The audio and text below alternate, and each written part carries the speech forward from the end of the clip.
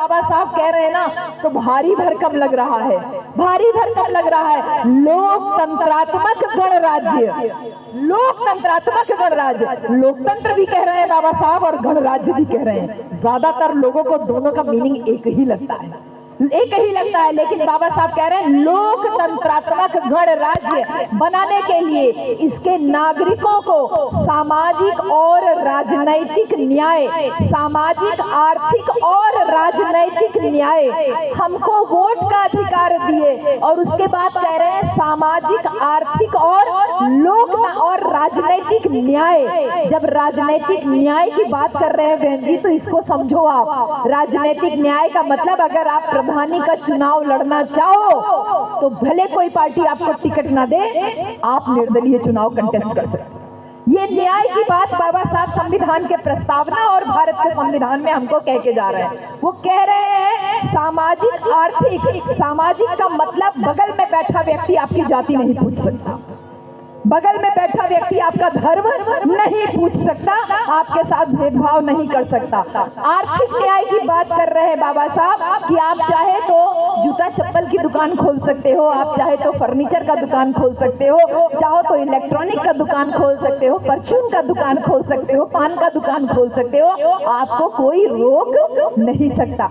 सामाजिक, आर्थिक और राजनैतिक न्याय की बात बाबा साहब कर रहे हैं। और इसके साथ ही साथ विचार, अभिव्यक्ति, विश्वास और धर्म की स्वतंत्रता, practice, profess and propagate a religion of one own choice, ये संविधान में लिखा है।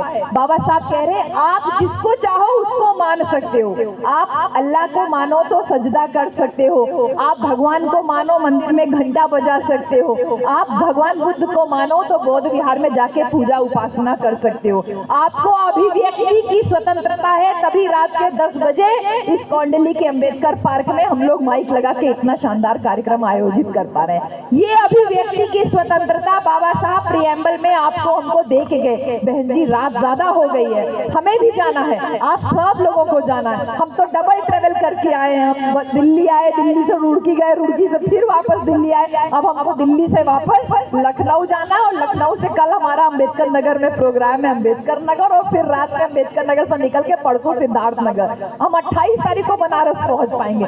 लगातार हम सब लोगों को चलते रहना है। तभी जो बाबा साहब कह रहे हैं अभिव्यक्ति की स्वतंत्रता, ये सही रूप में आपको मिलती है। जो आप अपने पति को गाली गलौज कर लो, सड़क पे किसी को गाली दे लो, रिक्शे वाले के साथ, ऑटो वाले के साथ, टेम्पो वाले के साथ में रुपया पैसा को लेकर के गई, 10 ही रुपया होता है तो 15 कैसे मांग रहा है, ये जो बोल रहे हो ना, ये स्वतंत्रता है, बहुत छोटी छोटी स्वतंत्रता है। आपने खड़े होके, मैंने तो बहुत जगह देखा, इवन अपने BHU में भी देखती हूँ, धड़ल्ले से स्टूडेंट हो या कोई आदमी हो, धड़ल्ले से आप लोग आपस में बात कम करते हो, गालियां ज्यादा देते हो।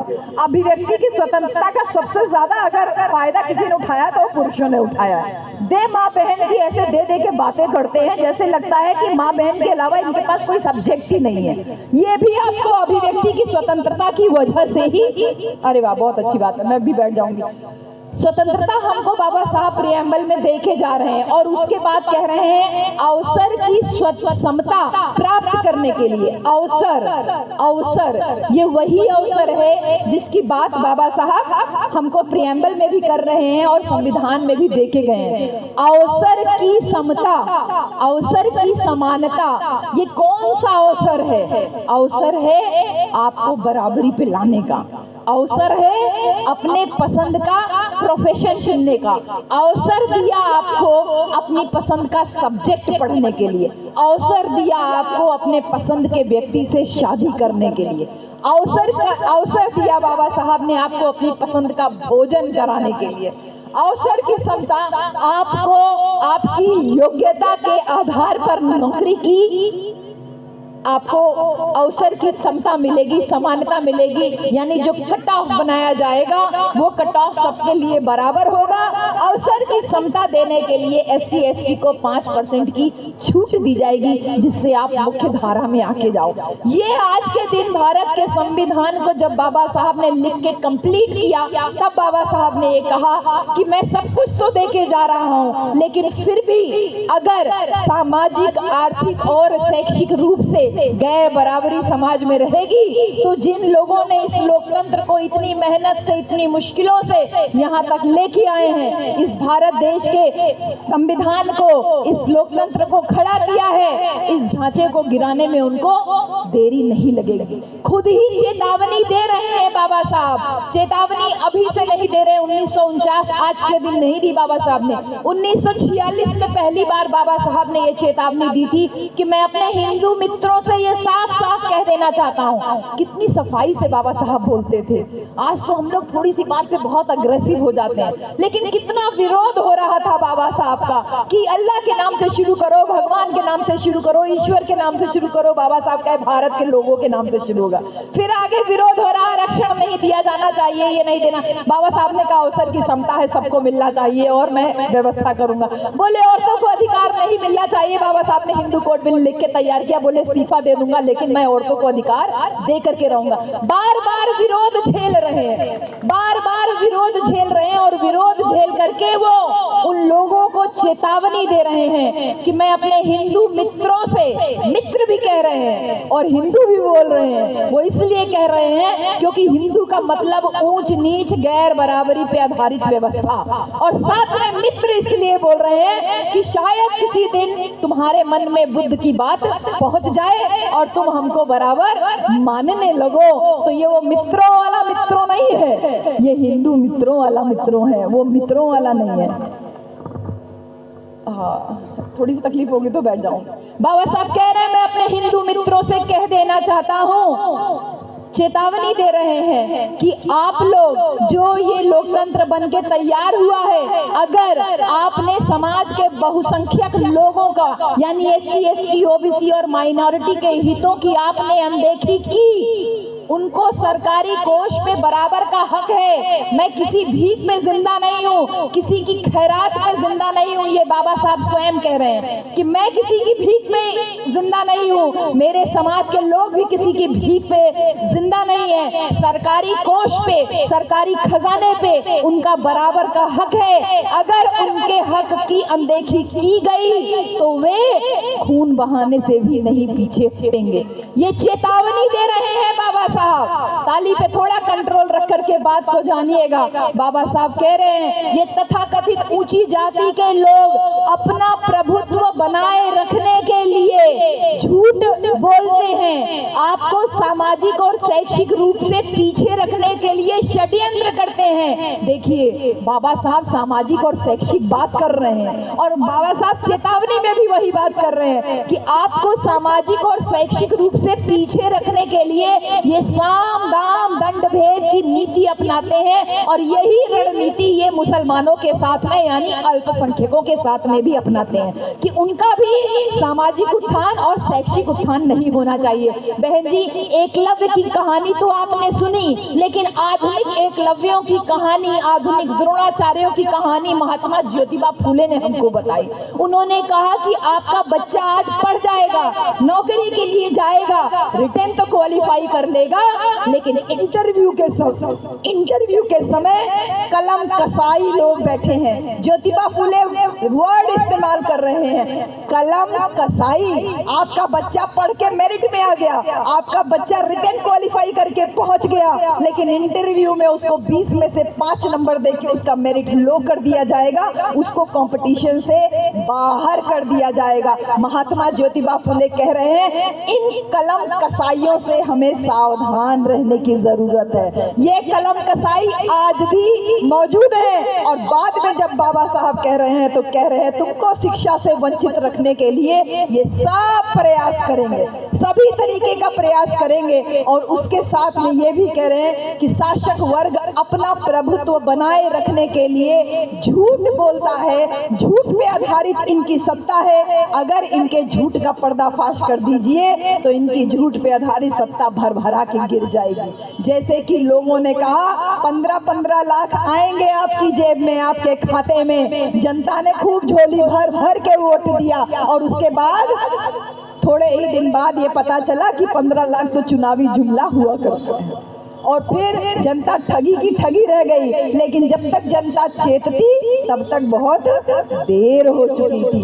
झूठ पे आधारित सत्ता है इनकी, पूरी तरीके से झूठ पे आधारित। और इसी झूठ का एक मजा तो अभी वर्ल्ड कप के फाइनल में आया, जबकि स्टेडियम का नाम तक आपने बदल दिया, लेकिन उसी स्टेडियम ने आप ही का नाम बदल दिया, बढ़िया नाम करके, पनौती नाम दे करके आपको वहां से विदा किया। तो ये बाबा साहब कह रहे हैं कि झूठ पे आधारित सत्ता है, इसको आप जितना ओपन करोगे उतना ज्यादा इनका किला जो है वो भर भरा के गिर जाएगा। और फिर बाबा साहब एक चेतावनी आपकी और हमारे लिए देते हैं, हमारे लिए और आपके लिए देते हैं। क्या कहते हैं? तुम्हारा भला मंदिर या मस्जिद में जाने से नहीं होगा, तुम्हारा भला किसी पत्थर की मूर्ति के आगे माथा टेकने से नहीं होगा, तुम्हारा भला किसी धर्म शास्त्र से भी नहीं होगा, तुम्हारा भला सिर्फ और सिर्फ शिक्षा से होगा।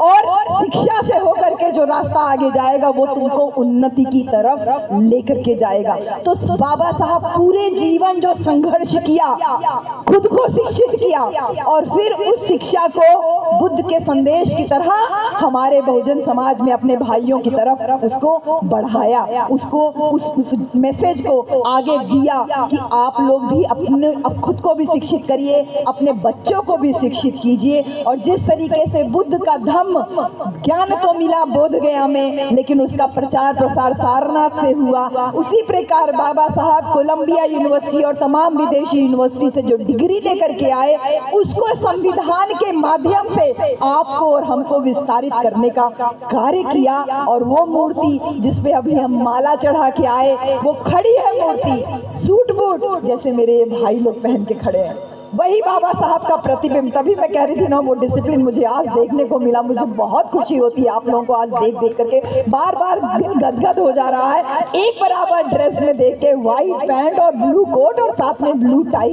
ये बाबा साहब की पोशाक है। बाबा साहब ने कहा चिथड़े मत लपेट के रहो, तुमको फैशन में फटी हुई जीन्स पहन के चलने की जरूरत नहीं है। बाबा साहब कह रहे हैं कि मैं सूट बूट पहना हूँ, ऐसे तुम लोग भी suit boot coat pant tie लगा के रहो। मेरे भाई लोग उसको पूरा करते हुए दिख रहे हैं। बाबा साहब ऐसे किताब लिए हैं हाथ में, कह रहे हैं मैंने तुम्हारे हक और अधिकार को इस संविधान में सुरक्षित रख दिया है, उठो पढ़ो, अपने हक अधिकार को जानो। और फिर वो उंगली से इशारा कर रहे हैं। मेरे दिल्ली वासियों, इस अंबेडकर पार्क में जब एंट्री किए तो वहां पे जो बाहर बोर्ड लगा था उसको देख के बड़ा दिल बहुत बहुत बहुत दुखी हो गया।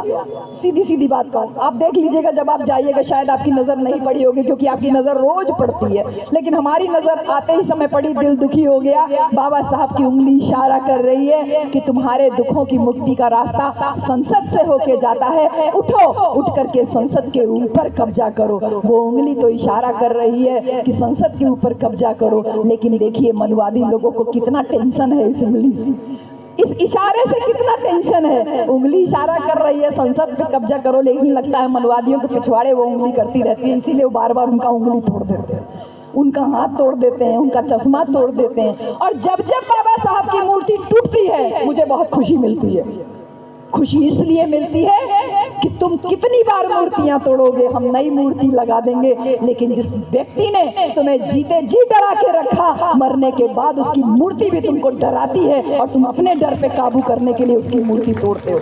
जब जब मूर्ति टूटती है तब तब इस बात का गर्व होता है कि तुम केवल मूर्ति तोड़ सकते हो, बाबा साहब के विचारों को कभी तोड़ नहीं पाओगे। ये विचारों की गर्मी है कि इतनी कड़ाके की ठंड में भी आप लोग ओपन में यहाँ पर बैठे हो संविधान दिवस की पूर्व संध्या पे। इसलिए बार बार आभार व्यक्त करती हूँ आप सबका। जब बाबा साहब ने ये कहा, उनका सपना था कि लोग कहते हैं नारा देते हैं इनकलाब जिंदाबाद, इनकलाब जिंदाबाद। बाबा साहब कह रहे हैं कि मैं इनकलाब का मतलब ये नहीं चाहता हूं कि कोई क्रांति आ जाए, गरीब अमीर बन जाए, अमीर गरीब बन जाए। इनकलाब का मतलब ये नहीं होता है, बल्कि इनकलाब का मतलब होता है ऐसी व्यवस्था हो जिसमें कि कोई भी ऊंच नीच ना हो, कोई अमीर गरीब ना हो, सबको अवसर की समता मिले। वही भारत के संविधान की प्रस्तावना, सबको अवसर की समता मिले, किसी के साथ कोई भेदभाव ना हो, सब आराम से कमाए खाएं, सब रोजगार ले,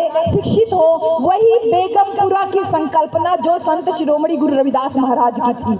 बोले ऐसा चाहूं राज में मिले सबन को अन्न, छोट बड़े सब सम रहे और रहे रविदास प्रसन्न। संत शिरोमणि गुरु रविदास महाराज ऐसे बेगमपुरा की कल्पना करते हैं कि जहाँ पे कोई भूखे पेट न सोए, भूखे पेट न सोए। लेकिन आज हमारे देश में 25 करोड़ से ज्यादा लोग भूखे पेट सोते हैं। रविदास जी उस समय कह रहे हैं कि छोट बड़े सब सम रहे, चाहे छोटा हो या बड़ा हो, सब एक बराबर रहे। और बाबा साहब उसी बात को आगे कहते हैं कि मैं इनकलाब का मतलब गरीब और अमीर, अमीर और गरीब की बात नहीं करना चाहता, बल्कि मेरे दिमाग में है कि सब एक बराबर रहे, सबको अवसर की समता मिले। इसी के साथ साथ बाबा साहब 1946 में इस इनकलाब पे बोलते हुए एक बात और कहते हैं मेरे प्यारे भाइयों। वो ये कह रहे हैं कि ये मुझे पता नहीं कि मैं संविधान सभा का हिस्सा बन पाऊंगा कि नहीं, लेकिन अगर मुझे मौका मिला संविधान सभा में जाने का, तो मैं आप लोगों के लिए कुछ हक अधिकार को सुरक्षित रख पाऊंगा। लेकिन अगर मुझे ऐसा मौका नहीं मिलता है, देखिए बाबा साहब इस बात के लिए तैयार भी थे मानसिक रूप से कि हो सकता है उनको संविधान सभा में जाने से रोका जाए, ना पहुंचने दिया जाए। कानून का इतना बड़ा ज्ञाता होने के बावजूद उनको इस बात का भय था कि शायद उनको ना जाने दिया जाए। तो बाबा साहब खुद कहते हैं, अगर मुझे संविधान सभा में नहीं जाने दिया गया तो मैं पूरे भारत देश में अहिंसक और लोकतंत्रात्मक एक आंदोलन शुरू करूंगा, छेड़ूंगा, जिससे भारत का प्रत्येक वंचित वर्ग जो है वो अपने हक अधिकारों को जाने और जान करके अपने हक अधिकारों के लिए लड़ाई लड़े, जिससे कि जो भी संविधान में बातें हों वो उनके हक अधिकारों की भी बातें हों। कितना बड़ा सपना बाबा साहब का था, और जो मन में शंका थी वो शंका 100% साबित हुई जब लोगों ने बाबा साहब को चैलेंज किया, डॉक्टर अंबेडकर तुम्हारे लिए संविधान सभा की खिड़की दरवाजे तो क्या रोशनदान तक बंद है। बहन जी बहुत ठंड लग रही है, आपको भी लग रही है, हमको भी लग रही है, आयोजकों को भी लग रही है, लेकिन ये बड़े बड़े अधिकारी लोग, इन्हें क्या जरूरत थी ये संगठन बनाने की? आराम से रिटायर होकर के नाती पोता खिलाते, अच्छी पेंशन पा रहे हैं, अच्छे से बड़े मकान में रहते। इन्हें क्या जरूरत थी हमारे जैसे लोगों के लिए यहाँ पे इतना शानदार मंच लगाने की, इतना शानदार कारपेट, और ये जो स्टेज गायकों के लिए लगा था वो हमारे मन से भी ज्यादा खूबसूरत आपने लगवाया। क्या जरूरत थी इनको? इन्होंने उस बीड़े को उठाया क्योंकि जो बाबा साहब का भय था कि संविधान सभा की खिड़की दरवाजे तो क्या रोशनदान तक बंद है। इन्होंने कहा जब बाबा साहब ने हमारे लिए रोशनदान खोले, खिड़की दरवाजे खोले, सब दरवाजे खोल दिए, तो क्या हम इतना काम नहीं कर सकते? तो आप लोग जो बार बार बधाई के पात्र हैं, साधुवाद के पात्र हैं बहन जी, बाबा साहब को संविधान सभा में रोकने का प्रयास हुआ, लेकिन फिर भी धन्यवाद है उन तमाम साथियों का जिन लोगों ने बाबा साहब को चुन करके संसद में भेजा, जो बाबा साहब आपको और हमको संविधान लिख पाए। बाबा साहब जब बोलते हैं कि मेरा उद्देश्य संविधान सभा में पहुंचने का यही था, जब अपनी शंका व्यक्त कर रहे थे कि बहुजन समाज को शासक बनाना है। दो बातें कही थी बाबा साहब ने, बहुजन समाज को शासक बनाना है, और अगर वो शासक ना बन पाया तो उसको कम से कम सत्ता में हिस्सेदारी देना है। कितनी बड़ी बात है, या तो शासक बनाना है, और अगर शासक ना बन पाए तो कम से कम सत्ता में आप अपनी हिस्सेदारी सुनिश्चित करो, इस लायक आपको बनाना है। ये बाबा साहब का 1946 में शंका थी, सपना था, और इस सपने को जब संविधान लिखा तो उन्होंने उसको पूरा किया। और यहाँ तक कि तमाम साथी बोल रहे थे 3500 सालों की गुलामी, कलम को धोया, ये किया। मैं सही मायने में बताऊं तो ये जो तथाकथित मनुवादी लोग हैं, इनके पूर्वजों के कलंक को बाबा साहब ने संविधान लिख करके धोया, क्योंकि पूरे विश्व में तमाम बातें हो रही थी धर्म को लेके, जाति को लेके नहीं, बल्कि रंग को लेके, नस्ल को लेकर के। अकेले बाबा साहब यहाँ पर भारत में संघर्ष करते हुए उन तमाम जो कलंक था कि आदमी को आदमी से नीचा समझा जा रहा है, पशु से भी नीचा समझा जा रहा है, जानवरों से बदतर जिंदगी जीने के लिए मजबूर किया जा रहा है, औरतों को जिंदा जलाया जा रहा है सती के नाम पे, बच्चों को मारा जा रहा है लड़की के नाम पे। ये तमाम जो कलंक थे भारत देश में कि औरत का आदमी मर जाए तो सर मुंडवा के भीतर वाली कोठरी में रहे, एक टाइम का भोजन करे, कारपेट पे ना सोए, जमीन पे सोए, उसको सूरज की रोशनी देखने का हक नहीं, ऐसे तमाम कलंक जो थे वो संविधान लिख करके बाबा साहब ने धोया।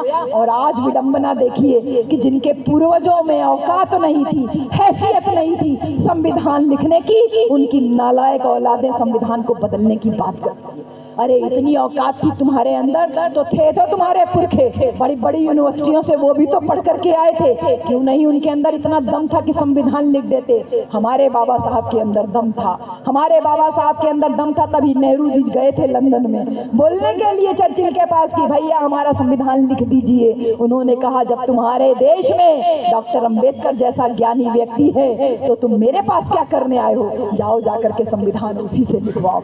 ये ग्लोरी है बाबा साहब की, ये ज्योति है बाबा साहब की, ये आभा है बाबा साहब की, जिन्होंने संविधान लिखा और लिखने के बाद में भी शंका व्यक्त करते करते अंत में एक चीज कहा कि आज से मैं एक वोट, वन वैल्यू की बात कर रहे हैं बाबा साहब कि सबके वोट की एक बराबर कीमत होगी। और कभी भी वोट कास्ट करते समय हम लोग इस बात को देख लेते हैं कि लाइन में अगर पीछे प्रधानमंत्री आ जाए तो चाहे ठीक 2 ही आदमी क्यों ना खड़े हो, 2 आदमी को सरपास करके प्रधानमंत्री को वोट नहीं डलवाया जाता, वो 2 आदमी डाल लेंगे, तभी पीछे से कोई भी नेता हो, कोई मंत्री हो, यहाँ तक कि प्रधानमंत्री हो